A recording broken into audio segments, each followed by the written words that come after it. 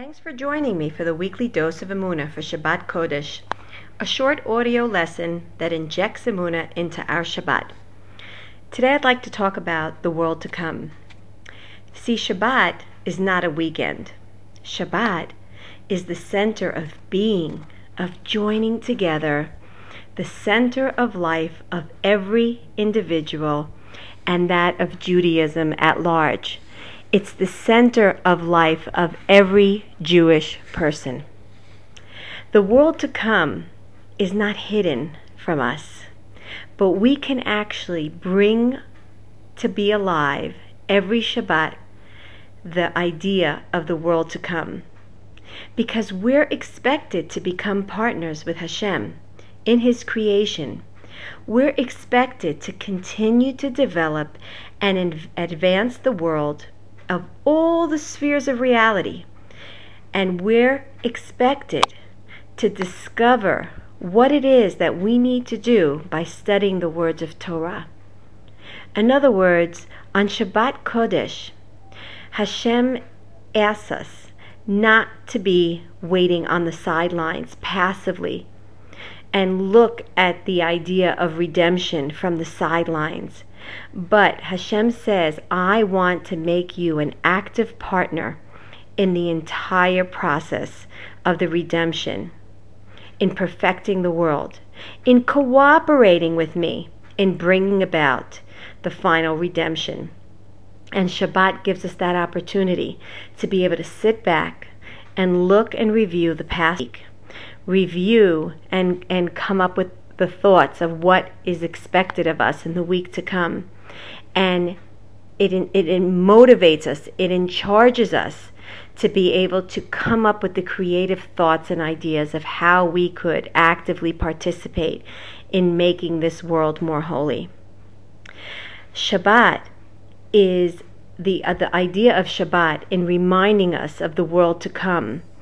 It reminds us and brings to the forefront of our consciousness that there is a purpose to the act of creation. And it's through the study of the Torah, through that revelation of Hashem's infinite wisdom, we are able to taste those fruits of the redemption in this world, of what it will be like in the world to come. Shabbat is a day of complete harmony. Shabbat is a day where we're supposed to strive for no struggle. There's no classes of rich or poor. There's no clashes between humanity and nature. It's a world, it's supposed to represent the world of freedom, of equality. It's supposed to be this harmonious, this peaceful day where there's no envy, there's no strife, there's no competitiveness. That's all blotted out. And ideally, we hope that we're also not having any financial, any other worries invading our minds.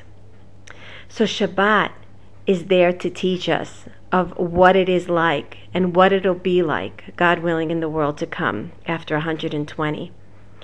It represents the end of the beginning, but also the beginning of the end. And it represents for us this wellspring of trust, of hope for a better, more perfected world than what we're in right now. In Shabbat, we also get to taste the experience of eternity.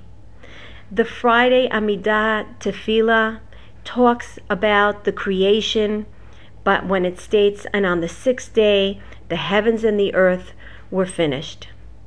Shabbat morning services, Shacharit, discusses about the revelation of the Torah and the purpose of life. When we recite the words, may Moshe Rabbeinu rejoice in the gift that he received. And the afternoon Mincha services discusses the redemption when we state, you are one and your name is one. So in other words, on Shabbat, we get to experience all three tenses of time, past, present, and future. We get to dip ourselves in eternity every single Shabbat. We get to actually find ourselves in accord with the heartbeat of all time. So Be'ezrat Hashem, this coming Shabbat, May we be able to elevate ourselves so that we will surpass time and space and be able to really bask in the feeling of eternity and the Geula, Be'ezrat Hashem, Bekarov, Berachamim. Amen. Have a wonderful Shabbat.